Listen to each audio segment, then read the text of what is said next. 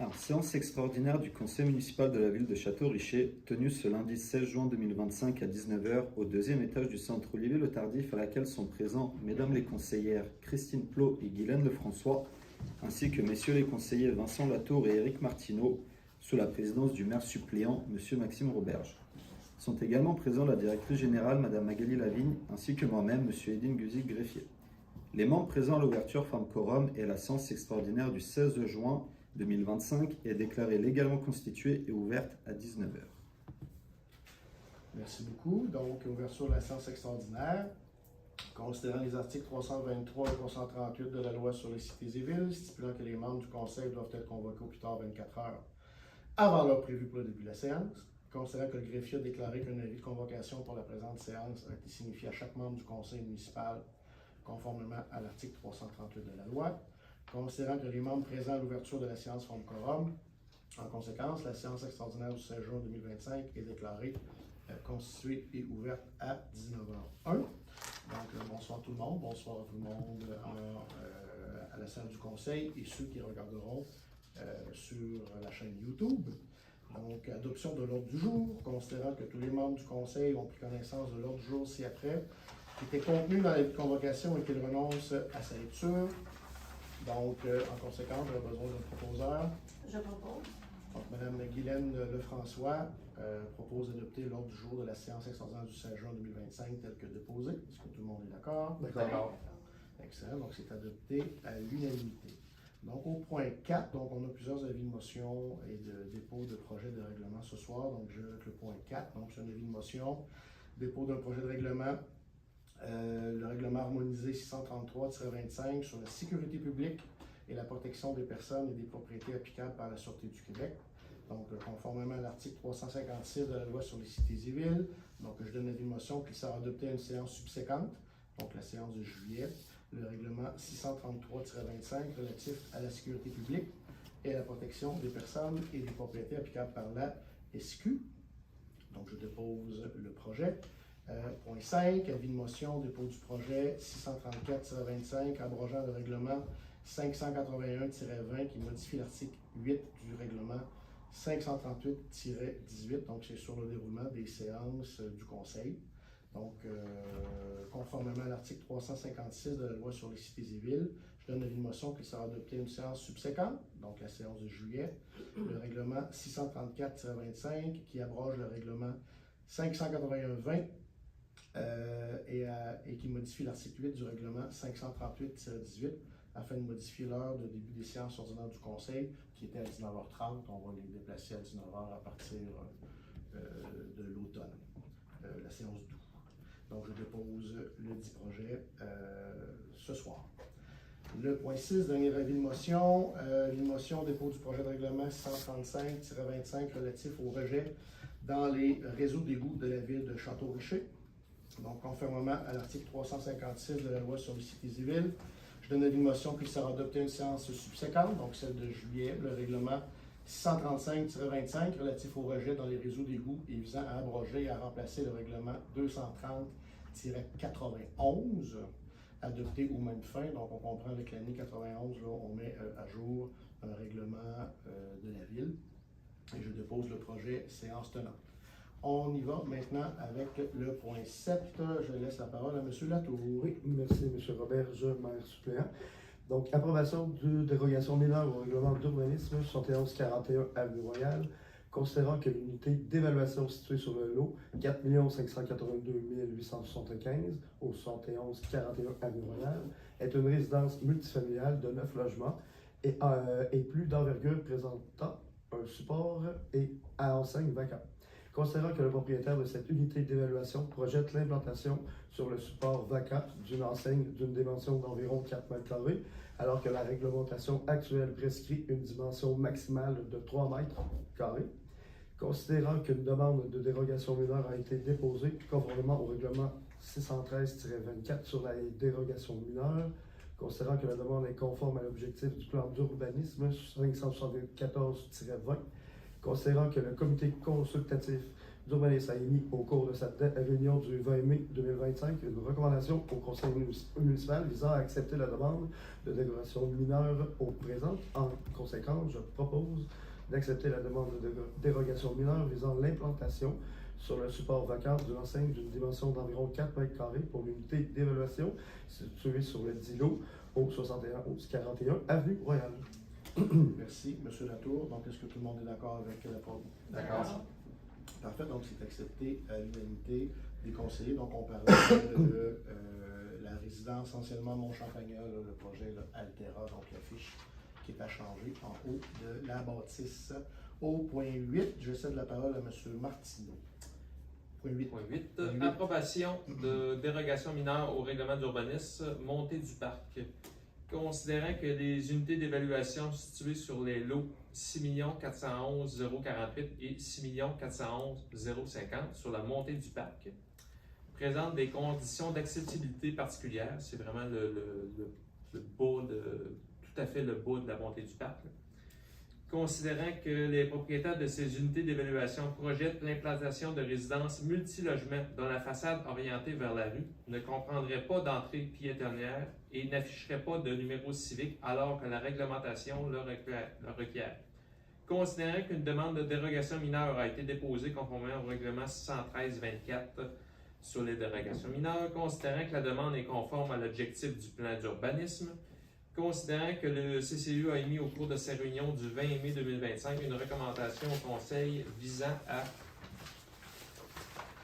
refuser la partie de la demande de dérogation mineure visant l'absence de numéro civique sur la façade orientée vers la rue pour les deux unités d'évaluation sur la montée du parc et d'accepter la partie de la demande de dérogation mineure visant l'absence d'entrée piétonnière sur la face orientée vers la rue pour les deux unités d'évaluation sur la montée du parc.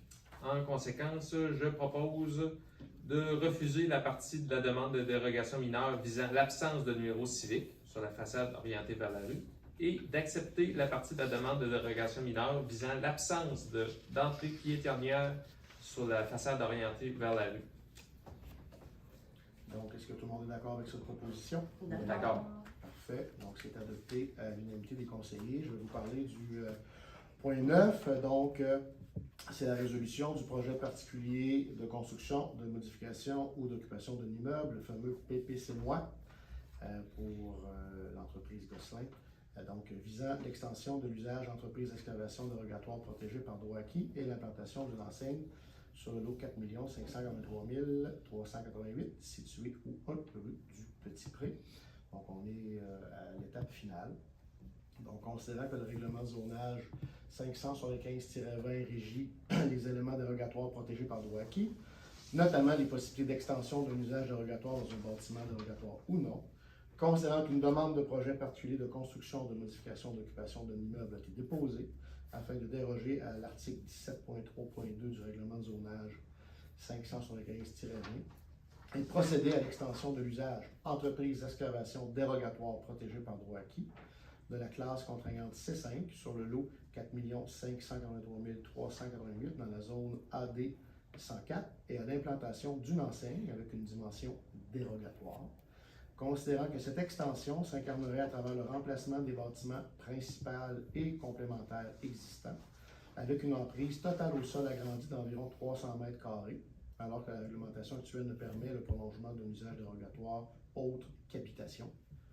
Considérant que cette enseigne, l'enseigne projetée, présenterait une dimension d'environ 4 mètres carrés, alors que la réglementation actuelle prescrit une dimension maximale de 3 mètres carrés.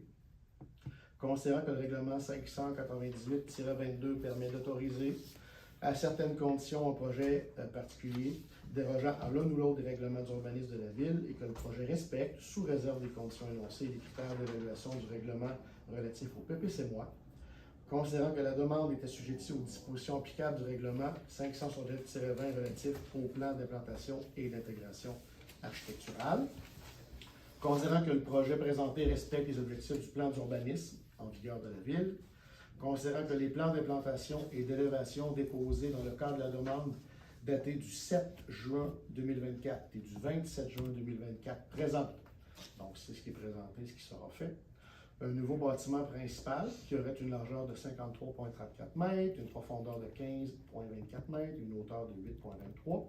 Un nouveau bâtiment complémentaire avec une largeur de 45,72 mètres, une profondeur de 15,24 et une hauteur de 8,16. Une enseigne à poser au nouveau bâtiment principal avec une hauteur d'1 mètre et d'une largeur de 4 mètres.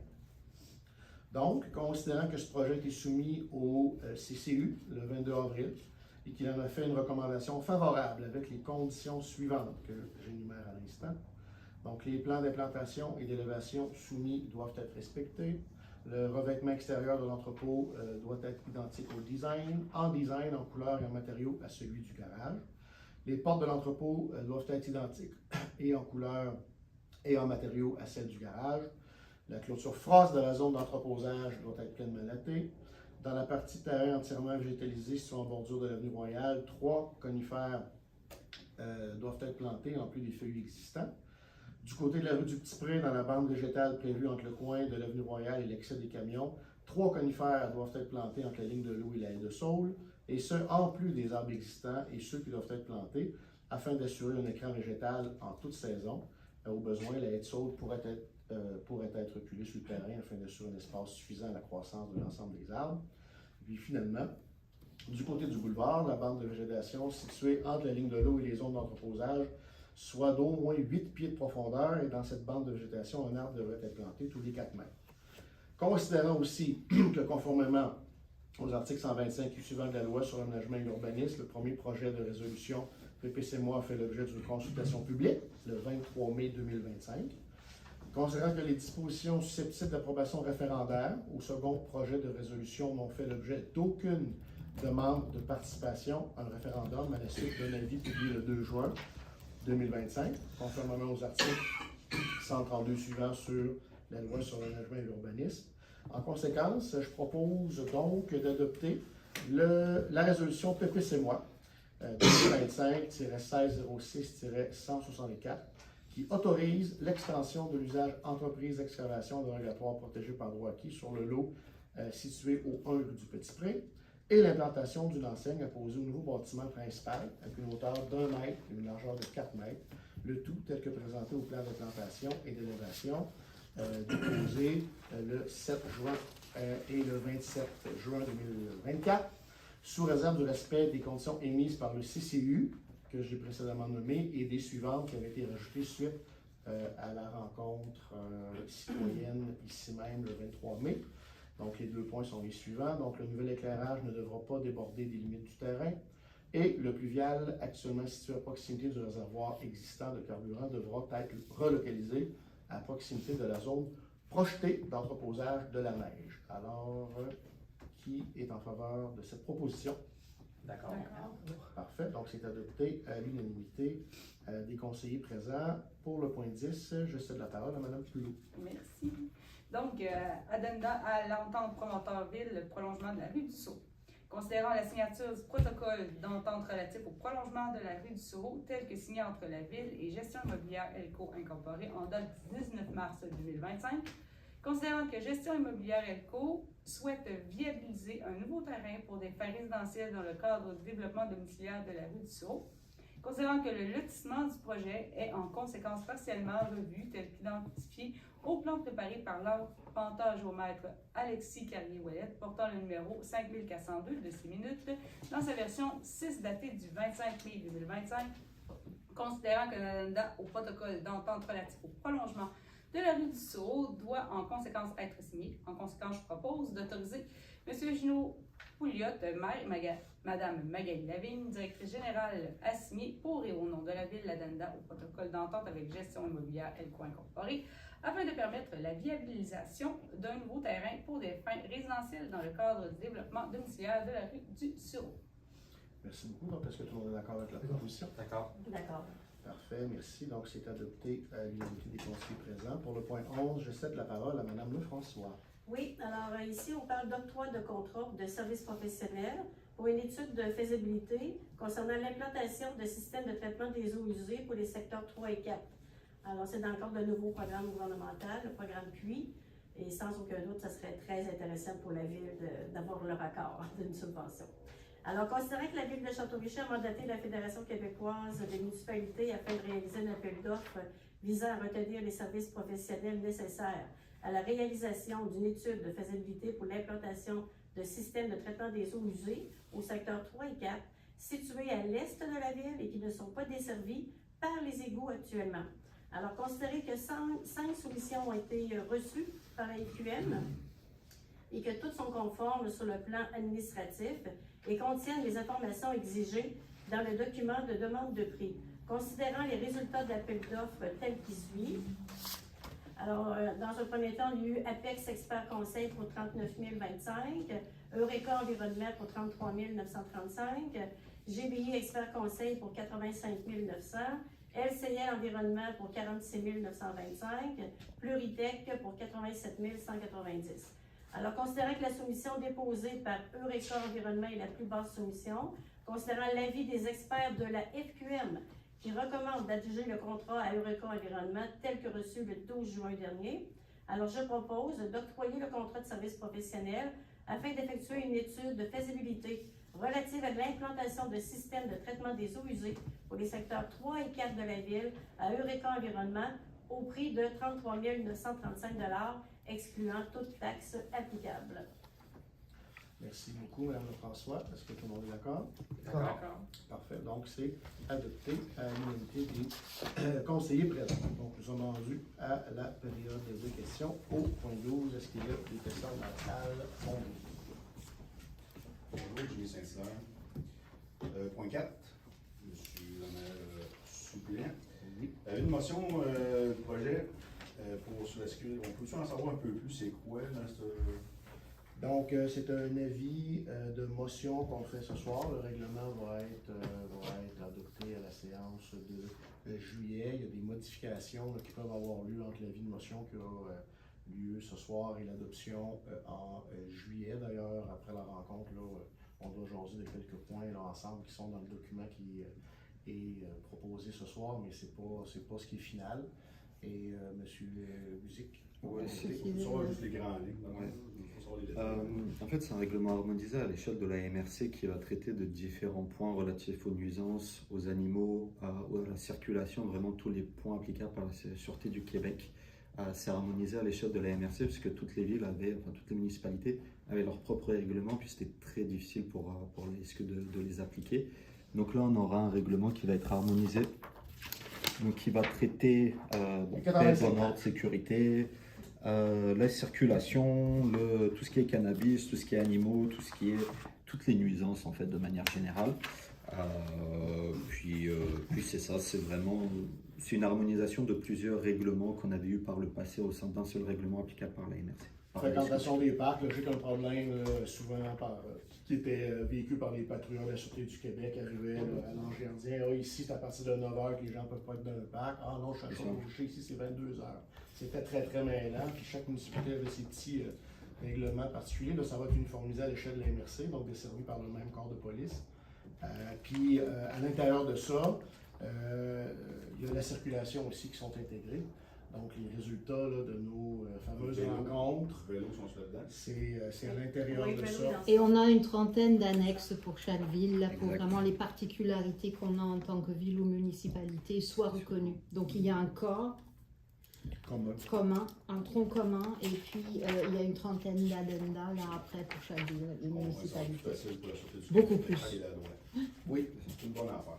Puis tous les stops, les limites de vitesse, tout ça là, dont on parle depuis 3-4 ans, c'est dans ça. En même temps, on attendait ce document-là là, pour ne pas avoir à refaire et à refaire. Là. Il est disponible, donc je vous invite à le prendre. Le point 11. Question. Pardon? Oui, deuxième question, allez-y. Point 11, on parle du secteur 3 et 4, Mme Lefrançois l'a dit, c'est le secteur qui n'est pas desservi par les égouts. À ce que je peux comprendre, moi je suis dans l'erreur, ça serait aux frais de la ville, l'installation, on parle bien de faux septiques finalement, ça serait aux frais de la ville. C'est un programme qui avantage le propriétaire et que la ville aussi peut participer. Exact. C'est le seul programme parce que vous le savez qu'on avait des difficultés pour le faire. Oui, c'est un programme qui vient de sortir. Donc on va être les premiers, on va être les cobayes pratiquement pour déposer. C'était pour ça que c'était urgent de vraiment faire les mandats puis les soumissions pour pouvoir déposer rapidement dans ce programme-là. Il y a une possibilité de subvention de 50% contribuée aux propriétaires pour payer en fait les fosses septiques, etc. Parce qu'étant donné que l'égout pour nous ne rentre pas ni dans la tech ni dans le primo, c'est la seule possibilité actuellement et puis qu'il soit financé à une hauteur très intéressante. Alors, finalement, c'est une bonne nouvelle, on n'aura pas besoin d'ouvrir la rue. Il faudra l'ouvrir pour l'aqueduc, pareil. Pour l'aqueduc, mais pas pour les égouts. Pour l'aqueduc et pour la Ça va refaire, plus mais loin. c'est ça. Ouais. Merci beaucoup. Merci beaucoup. Voilà, pas d'autres questions. J'ai une question. Oui, oui, allez-y, avant qu'on ferme. Premièrement, mon nom est Robert. Bonjour. Je voulais vous féliciter pour en finir par réussir à terminer le projet. M. Gosselin-Tremblay m'a envoyé l'avis, M. Gosselin probablement aussi. Oui. Je l'ai vu aujourd'hui, il était tout content. Je ne prendrai pas sa place. En fait, ma question, le secteur 3 et 4, c'est bien à partir de l'auberge Baker en s'en allant jusqu'à la limite de la ville ou bien c'est pas tout à fait ça? Jusqu'à la rue du Petit-Pré, jusqu'à la limite complète est là, de la ville. Là. Ça inclut la rue du Petit-Pré, le secteur 3 et 4. La rue Paris, la rue Paris. Oui, Parce que vous m'avez parlé de Gosselin, je pensais au Petit-Pré. Paris, Paris, voilà, désolé. Parce que 3 et 4, juste pour votre gouverne, c'est là où il y a le plus grand nombre de maisons qui se déversent dans le fleuve. Oui, je sais. Le notaire Godin m'en avait parlé, sa maison. Il est inclus dans ce secteur-là, M. Godin. La mienne aussi. Je crois que c'est à partir de après la rue Couillard, Oui. en fait. Ouais, il y a un secteur 3 là, il y a un petit bout avec les égouts, puis après le Baker, c'est le secteur 4. J'ai la deuxième question, très simple. Est-ce que les règlements de la chasse vont être harmonisés aussi sur le long des bateaux du Saint-Laurent? Est-ce que, moi je chassais à Aubry, mais étonnamment, on ne peut pas chasser en dedans de 500 mètres d'une maison. 500 mètres, ça veut dire qu'il faudrait quasiment que j'aille au milieu du fleuve pour Dans nos chasser. annexes. C'est dans les annexes. C'est dans nos annexes. On est à 250 mètres. La portée utile d'un fusil, c'est 100 mètres, puis tu construis sur toi, puis ça fait rien. Fait que je voulais juste savoir si c'était inclus là-dedans. Mais en fait, juste pour peut-être expliquer la façon dont le règlement est fait, il y a un cœur du règlement qui est applicable par toutes les municipalités, puis souvent le règlement fait référence à des annexes qui, elles, sont applicables uniquement à chaque municipalité. S'agissant de la chasse, c'est dans les annexes, et puis si je dis pas de bêtises, je crois que c'est 200 ou 250 mètres pour Château-Richer, mais ça va différencier entre les différentes municipalités. Ça, c'était plus au niveau personnel.